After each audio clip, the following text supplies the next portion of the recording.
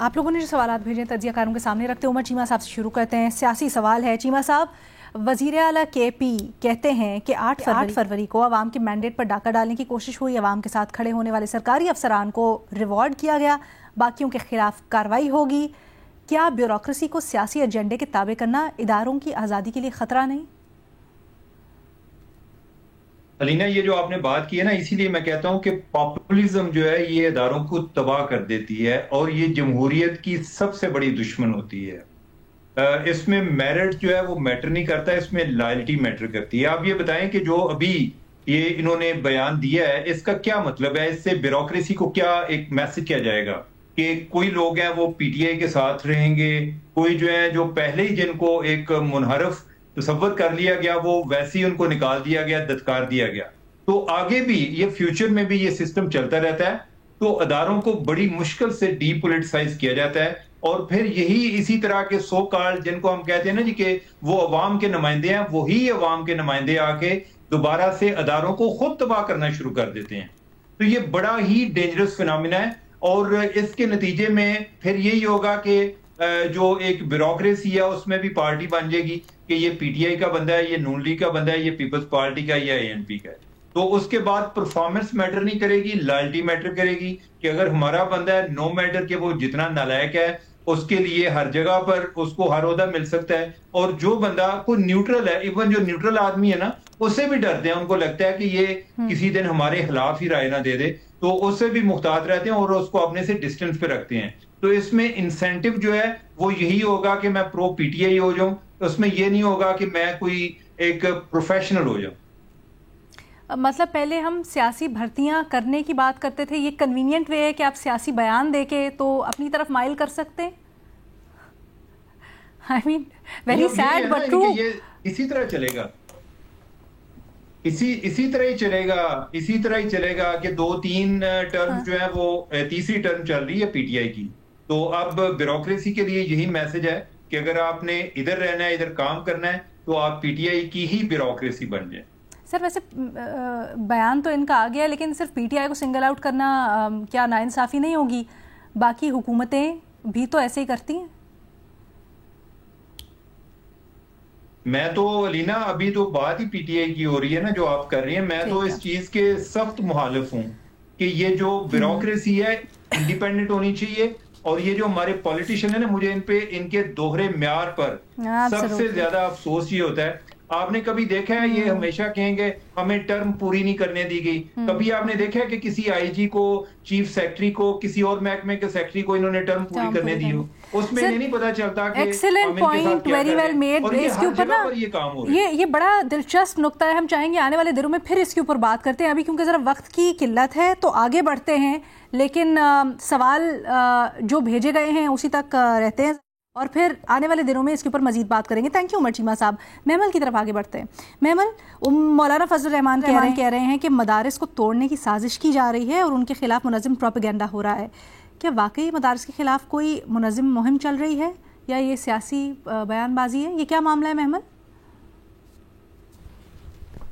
دیکھیے رینا، ایسا لگتا تو نہیں ہے کہ کوئی مدارس کے خلاف جو ہے کوئی منظم مہم چل رہی ہے۔ دیکھیے اصل چیز کیا ہے رینا، کہ پاکستان میں جو مدارس ہیں ان میں بہت سارے ایسے جو چاہتے ہیں کہ وہ ریگولیٹ ہی نہ ہوں، یعنی کہ وہ ریگولیشن کے دائرے میں ہی نہیں آنا چاہتے۔ یہ ایک سب سے بڑا مسئلہ ہے۔ آپ دنیا میں کہاں مجھے بتائیں کہ ایسا ہوتا ہے، یعنی اسلامی ممالک کی اگر میں بات کروں، کہ جو مدارس ہیں وہ ریگولیٹ نہ ہوں، لیکن پاکستان کے اندر یہ کوئی بھی ان میں سے جو ہے نا وہ ریگولیشن کے آنا نہیں چاہتا۔ اور یہاں سے ہم نے یہ دیکھا ہے لینا کہ یہ ان ریگولیٹڈ مدارس کے اندر سے ہی جو ہے ایکسٹریمسٹ نکلتے ہیں۔ آپ مجھے بتائیں، یہ جو ٹی ٹی پی کے لیڈر ہیں ان کے بارے میں کیا کہا جاتا ہے؟ نور ولی مسعود کہاں سے پڑھے؟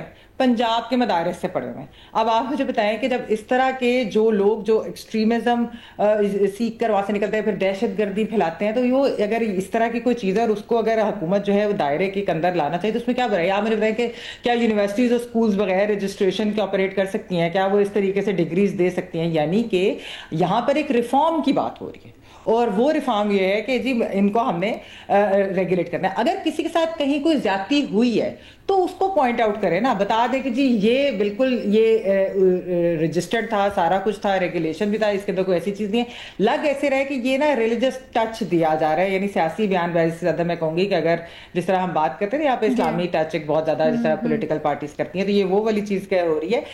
بہت سارے آپ کو پتہ ہے لینا کہ ایون اسلام آباد کے سینٹر کے اندر بیٹھ کر ہم اگر لال مسجد اور اس طرح کی جو بات کریں کہ وہاں سے کس قسم کے بیانات آتے ہیں, پاکستان کی سالمیت کے خلاف آتے ہیں, پاک بھارت جنگ کے اندر جس طرح کی باتیں کی گئی. تو اب آپ مجھے بتائیں کہ اس طرح کی چیزوں کے اوپر کیا کر سکتی ہے حکومت, اور اگر کوئی قبضے کی زمین کے اوپر کوئی بنا ہوا ہے یا اگر کوئی اس طرح کی جو جگہیں ہیں اور وہ کوئی رجسٹریشن پراپر نہیں ہوئی تو پھر ان کے خلاف ایکشن تو لیا جائے گا نا. یہ سیاسی بیان بازی ہے, بالکل صحیح, یعنی آپ کے مطابق نہ صرف یہ بیان بازی ہے بلکہ اس کے خلاف جو ریفارمز ہو رہی ہیں حکومت کی جانب سے وہ بھی ہونا چاہیے, درست ہے, ان میں وزن ہے. بہت شکریہ محمل.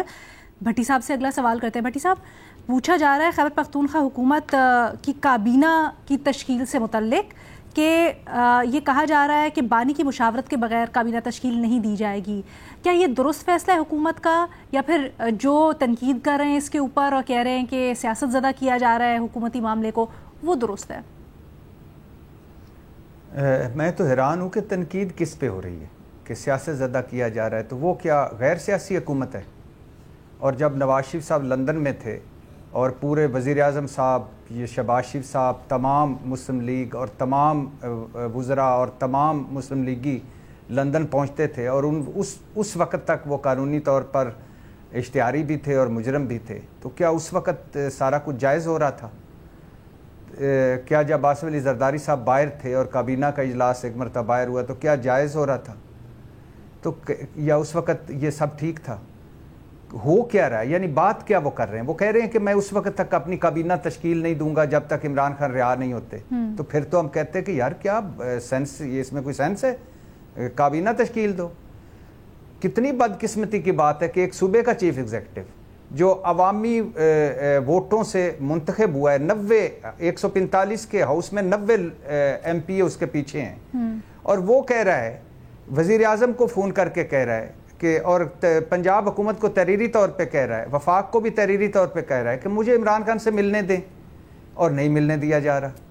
یعنی یہ حیثیت ہے ایک چیف ایگزیکٹو کے ایک صوبے کی. اور وہ کیوں چاہتا ہے؟ اس لیے چاہتا ہے کہ ایک پرانی کابینہ ہے, وہ نیا ہے, پہلی مرتبہ ایم پی اے بنا ہے, پہلی مرتبہ وزیر اعلیٰ بنا ہے, اور بڑے لوگ ہیں جنہوں نے شامل ہونا ہے. عمران خان صاحب کا انپٹ لیں کہ یہ میری لسٹ ہے, آپ بتائیں, یہ ہم نے لسٹ بنائی, اس میں بتائیں کس کو شامل کریں کس کو نہ کریں. تو آپ کے خیال میں یہ بالکل غلط نہیں ہے, یہ جائز ہے. اس پہ ناقدین کی کیا تنقید بنتی ہے؟ مجھے تو سمجھ نہیں آ رہی کہ ناقدین الحمدللہ اسی وجہ فوکس کر کے بیٹھے ہوئے ہیں. ٹھیک ہے سر, وہ کچھ ایسا عنصر جا رہا ہے کہ کہیں اس کو بلیک میلنگ کے طور پہ استعمال تو نہیں, آرم ٹویسٹنگ کے لیے تو استعمال نہیں کرے گی؟ نہیں, تو آپ کیا سمجھتی ہیں میڈم شیخ, آپ میڈم شیخ سمجھتی ہیں کہ اس بات سے پورا پاکستان کانپ جائے گا, تھر تھر کانپے گا, بلیک میل ہو جائے گا, کابینہ نہیں بنی, خوش ہوگا کہ نہیں بنے گی؟ اوکے, ٹھیک ہے.